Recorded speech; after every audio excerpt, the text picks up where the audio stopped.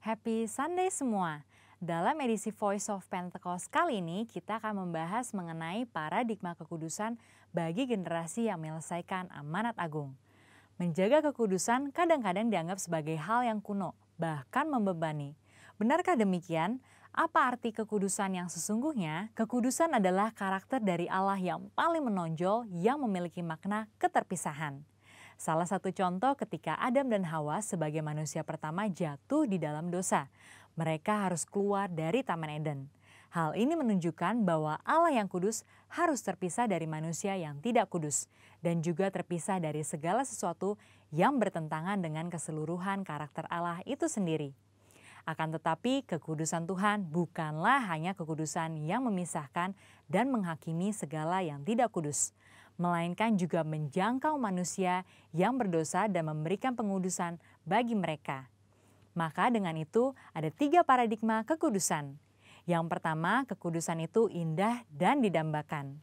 Kita dapat melihat bahwa seluruh ciptaannya sungguh sangat baik. Dan kata baik juga mencangkup segala pengertian seperti keindahan dan kedambaan. Dalam Mazmur 96 ayat 9 dikatakan, sujudlah menyembah kepada Tuhan dengan berhiaskan kekudusan. Kata berhiaskan kekudusan menunjukkan bahwa kekudusan adalah hal yang mulia dan indah di hadapan Allah. Kita sebagai manusia baru di dalam Kristus sudah seharusnya memandang semua hal yang berasal dari Tuhan adalah hal-hal yang kudus, hal yang baik, indah, menyenangkan, dan didambakan. Pola pikir bahwa hal-hal yang tidak kudus membawa kenikmatan seharusnya kita tanggalkan. Sebagai insan Pentakosta yang hidup bergantung kepada Roh Kudus setiap saat, sudah selayaknya kita mengalami kemenangan dari kedagingan. Yang kedua, kekudusan itu menular dan menyebar. Paradigma yang baru tentang kekudusan juga dinyatakan dalam kehidupan dan pelayanan Yesus. Dalam pelayanannya, Yesus sering digambarkan berada bersama dengan orang-orang yang najis menurut Taurat. Dalam Lukas 5 ayat 12-14 dikisahkan bagaimana Yesus berjumpa dengan seorang yang penuh kusta. Orang tersebut meminta kepada Yesus untuk menahirkannya, yang kemudian diresponi oleh Yesus dengan menjamahnya dan berkata, "Jadilah engkau tahir." Dan Alkitab mencatat bahwa orang tersebut menjadi tahir. Ketika Yesus menjamah orang yang sakit kusta yang najis menurut Taurat, Yesus tidaklah menjadi najis. Namun sebaliknya, kekudusan Yesus terimpartasi kepada orang yang sakit kusta itu dan mentahirkannya.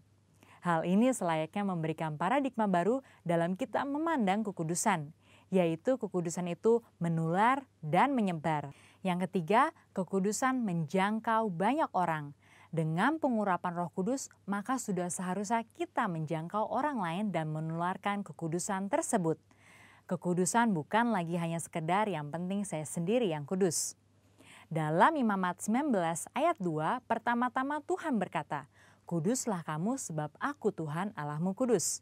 Setelah itu mulai dari ayat 3 dan seterusnya, Tuhan memberikan serangkaian perintah kepada umat Israel untuk melakukan perintah seperti menghormati ayah dan ibu ataupun bertindak jujur. Hal-hal yang diminta Tuhan ini menunjukkan bahwa kekudusan bukan berdampak hanya untuk diri sendiri, tetapi juga berdampak secara horizontal, yaitu kekudusan menjangkau banyak orang.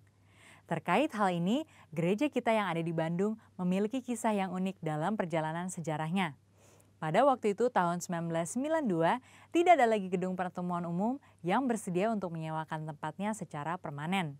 Namun tiba-tiba ada satu tempat yang bersedia menyewakan tempatnya untuk ibadah dan dikontrak untuk waktu yang cukup lama. Tempat tersebut adalah Gedung Paramount yang adalah sebuah nightclub.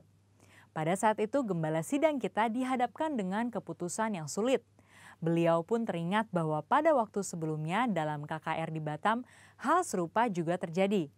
Pada waktu itu tidak ada tempat untuk melaksanakan KKR kecuali sebuah tempat karaoke. Akhirnya KKR tetap dilaksanakan di tempat karaoke tersebut disertai lawatan Tuhan yang luar biasa. Karena hadirat Tuhan tidak dibatasi oleh tempat atau apapun juga. Pada akhirnya gembala sidang kita menyetujui penggunaan Gedung Paramount untuk menjadi tempat ibadah minggu. Meskipun tempatnya aneh menurut manusia, tetapi hadirat Tuhan memenuhi tiap ruangan ibadah dan lawatannya pun terjadi setiap minggu. Banyak orang bertobat dan jiwa-jiwa bertambah hari demi hari. Wow! Kesimpulannya, Tuhan sedang memanggil kita untuk hidup dalam kekudusan, guna menyelesaikan amanat agung. Dalam Wahyu 22 ayat 11 dikatakan, barang siapa yang berbuat jahat, biarlah ia terus berbuat jahat. Barang siapa yang kudus, biarlah ia terus menguduskan dirinya. Mari kita terus mengerjakan dan menjalani kehidupan kita, bergerak dan menularkan kekudusan kemanapun kita pergi untuk menuai banyak jiwa. Tuhan Yesus memberkati.